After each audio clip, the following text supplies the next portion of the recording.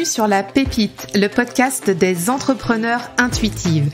Je suis Cécile, ton hôte, coach business multipassionnée. Ici, on parle entrepreneuriat en ligne, état d'esprit et passage à l'action en respectant nos sensibilités.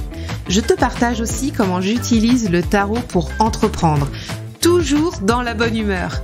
Mon objectif dans les épisodes est de t'aider à développer une activité pérenne qui te ressemble et qui fait sens pour toi. T'aider aussi à développer ta posture d'entrepreneur intuitive et oser enfin prendre ta place. Abonne-toi au podcast pour ne rien manquer des prochains épisodes et installe-toi cosy pour la pépite du jour. C'est parti! Bienvenue dans ce nouvel épisode de La Pépite, épisode 98. Je suis toujours aussi ravie et enjouée de vous retrouver sur le podcast. Aujourd'hui, on va parler des problématiques, des raisons pour lesquelles tu n'arrives pas à te lancer sur ce fameux projet qui te tient à cœur.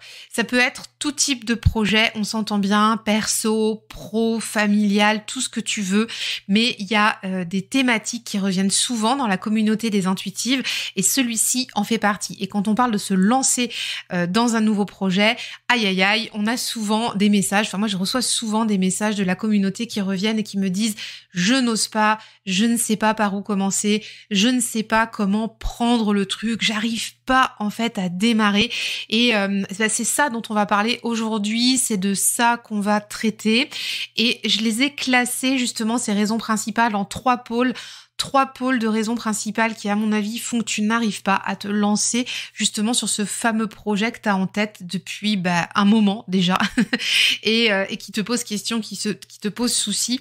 Donc, on va débunker tout ça aujourd'hui. Voilà, dans cet épisode, c'est la thématique et on va pas attendre 107 ans, on va y aller maintenant, on va démarrer. Donc, je te le disais, ça concerne tous les types de projets. Ça peut être familial, ça peut être professionnel, ça peut être du déménagement, changer de travail, un projet d'accueillir un nouvel enfant, un projet d'accueillir un animal, un projet de changer de région, de changer de métier, de t'installer à ton compte. Ça peut vraiment être dans diverses sphères de ta vie. Ça, il y a pas de souci. En général, c'est de toute façon souvent les mêmes leviers et les mêmes freins qu'on va retrouver. Donc le premier frein, le premier pôle pour lequel tu n'arrives pas à te lancer, souvent c'est que tu n'arrives pas à faire le tri de ce qui est prioritaire et de ce qui ne l'est pas. Alors, ce qui est prioritaire, c'est ce qui va t'apporter le plus d'impact, en fait, quand tu vas réfléchir à te lancer dans un projet. Par exemple, si tu veux changer de travail, la priorité, ça va être d'identifier ce que tu aimes faire et ce que tu veux faire, plutôt que de chercher un emploi dans une multitude d'offres sans vraiment savoir ce que tu cherches. Ça, si tu sais pas ce que tu cherches, si t'as pas identifié la priorité, c'est voué à l'échec.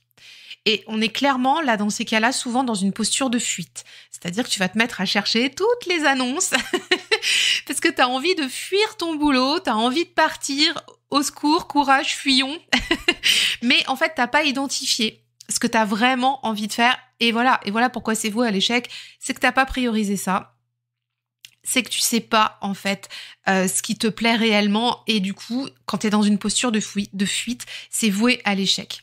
Alors que si t'étais dans une posture d'opportunité, de saisir, une opportunité par rapport à un travail dans ce cadre-là qui te plaît vraiment, ce serait pas du tout la même démarche et t'aurais beaucoup plus la capacité à aller justement saisir cette opportunité plutôt que d'aller chercher à tout prix l'aiguille dans la botte de foin que de toute façon tu ne trouveras pas puisque tu ne sais pas ce que tu cherches. Ça, c'est le premier point. Le deuxième point, quand tu n'arrives pas à faire le tri dans ce qui est prioritaire et de ce qui ne l'est pas, c'est que ce qui est prioritaire n'est pas le plus urgent. Il faut que tu saches que pour avoir des résultats sur le long terme, les objectifs doivent s'enchaîner comme des dominos. C'est vraiment l'exemple que j'ai trouvé le plus facile à comprendre pour t'expliquer ça. Parce que tu vois, dans une chaîne de dominos, le dernier domino, il a beau être le plus près du but, il tombera que si le tout premier domino de la chaîne, lui, il a été enclenché pour faire tomber les autres. Tu vois l'idée ? Parce que ce premier domino va entraîner les autres et ensuite, et ainsi de suite, ça va faire tomber le dernier qui va arriver au but. Et sans l'action prioritaire de faire tomber le premier domino, ton dernier domino n'atteint pas l'objectif. Donc le plus urgent ici, c'est pas de faire tomber la dernière étape, c'est de commencer à faire basculer le premier domino. Et pour te lancer, c'est pareil. L'action prioritaire, c'est pas celle à laquelle tu penses, c'est pas le but final, c'est pas le fait, par exemple, quand on fait tomber une chaîne de dominos, tu sais, t'as déjà dû voir dans les émissions à la télé ou même en vrai, pourquoi pas, souvent tu vas venir actionner des mécanismes, des systèmes, faire rouler des balles, faire tomber de l'eau, des choses comme ça. C'est pas en fait le dernier domino qui va faire cette action-là qui est le plus important, c'est toute la chaîne qu'il y a avant. Et cet exemple-là, je l'ai vraiment choisi pour que tu comprennes que ce qui est prioritaire, c'est pas le plus urgent, c'est le process. C'est le premier domino à faire tomber qui va entraîner les autres et qui va démultiplier la force de la chaîne pour pouvoir atteindre ton objectif.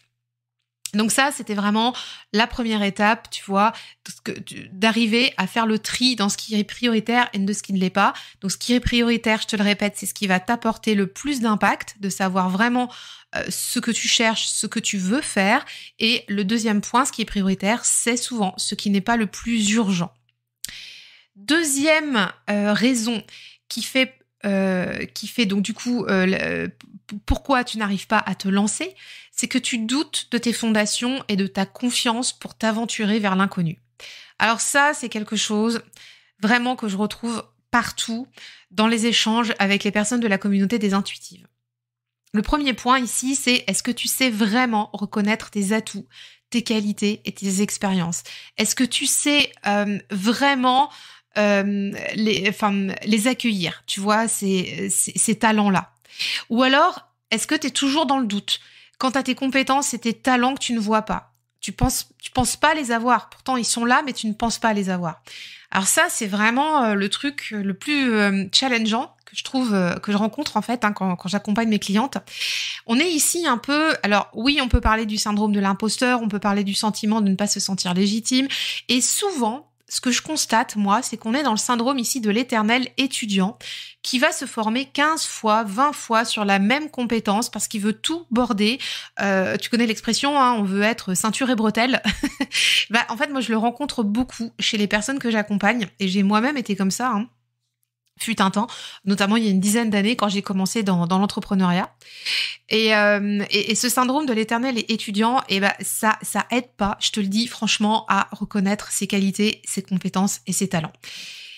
Exemple très concret, si tu es en train de t'installer à ton compte, tu vas acheter 10 formations pour apprendre les bases de l'emailing, par exemple, admettons, mais tu vas en acheter 10 parce que tu veux être sûr d'être sûr.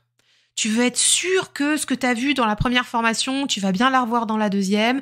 Tu veux être sûr que ce qu'on t'a montré comme schéma, ça va bien être le même schéma ou la même chose qu'on va te montrer dans la deuxième, la troisième, la quatrième, la cinquième formation. Et tu veux vraiment être sûr de border tous les coins de ton projet, de ton apprentissage, parce que tu veux être au top du top. Tu veux que ce soit parfait. En fait, moi, ce que j'ai envie de te dire, c'est que tu sais déjà le faire.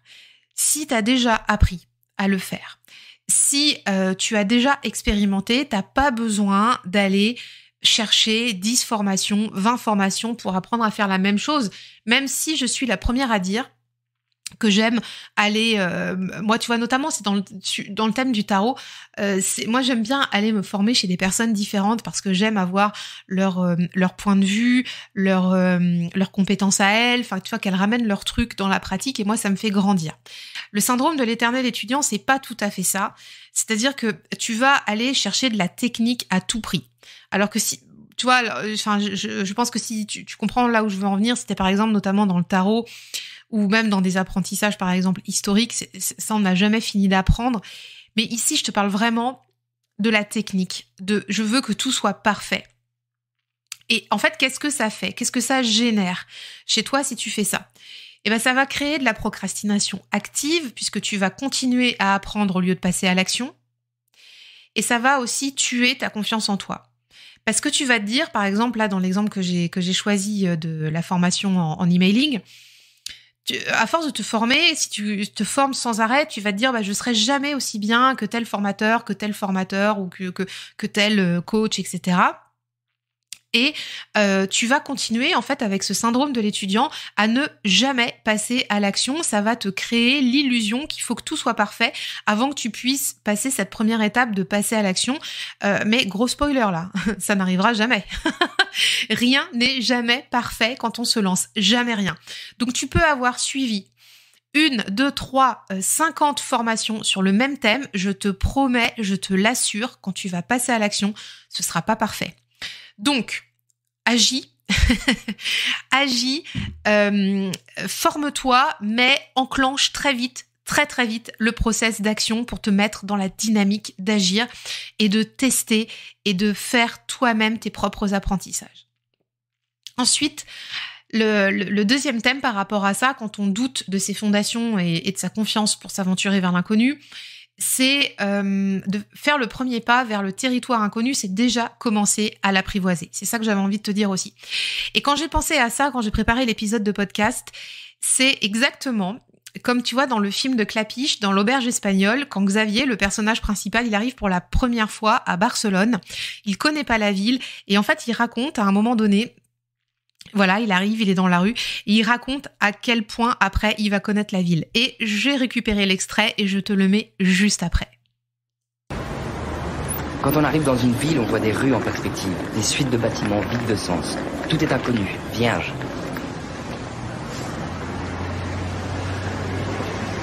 Por favor, calle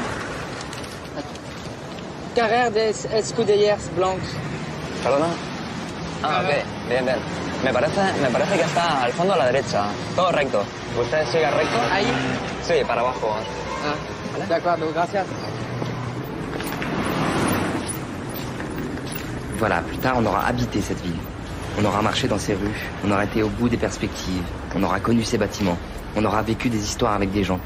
Quand on aura vécu dans cette ville, cette rue, on l'aura appris 10, 20, 1000 fois. 10, 20, 1000 fois. Urquinaona, Paseo de Gracia, Layetana. Au bout d'un moment, tout ça vous appartient parce qu'on y a vécu. C'est ce qui allait m'arriver. Et je ne savais pas encore. Alors voilà, j'espère qu'avec cet extrait, tu vois, de Xavier dans l'auberge espagnole, tu as compris ce que j'essayais de te faire passer comme message. Commencer en fait à apprivoiser un territoire inconnu, c'est commencer à faire les premiers pas. Pour te lancer, c'est pareil. Le chemin va t'appartenir quand tu vas l'emprunter, mais pour le moment, tu doutes parce que t'as pas commencé à faire les premiers pas sur ce chemin. Encore une fois, mon conseil ici, c'est de passer à l'action, c'est d'agir, c'est de faire ce premier petit pas sur ton projet. Donc pour récapituler ce deuxième point, quand tu doutes de tes fondations et de ta confiance en toi pour t'aventurer vers l'inconnu, est-ce que tu sais vraiment reconnaître tes qualités, tes atouts, tes expériences de vie, tous les potentiels que tu as? C'est vraiment la question que je te pose ici.